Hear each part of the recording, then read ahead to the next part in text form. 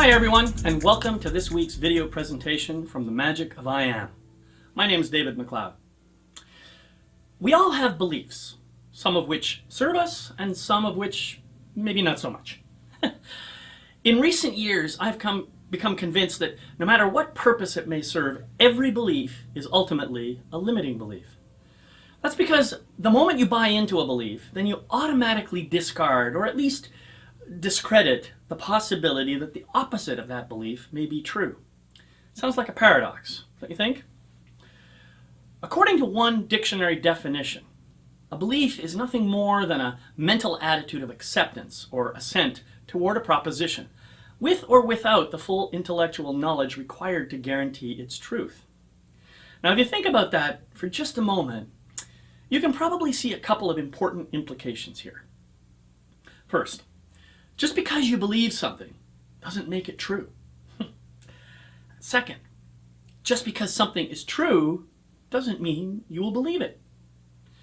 In other words, both true things and false things can be believed with equal degrees of internal certainty. Now, some of our beliefs come about because of our own experiences and the way we think and feel about them. Some of our experiences turn out the way they do because of what we believe.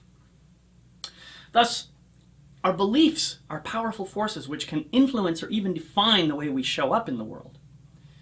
In fact, if we're totally honest with ourselves, we can probably trace all of our behaviors back to some belief or beliefs that we held at the time that we engaged in those behaviors.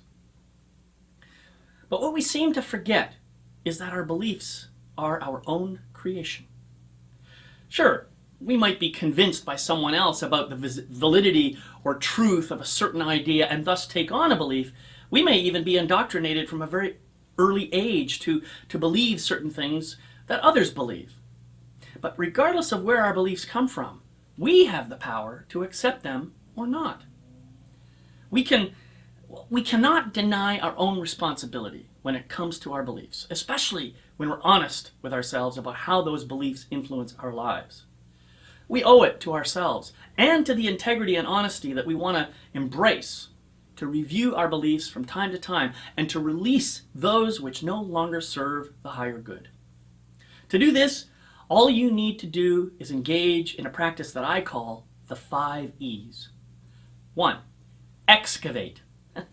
Determine what you believe right now. 2. Examine. Find out how it served you in the past or how it's serving you now. 3. Evaluate.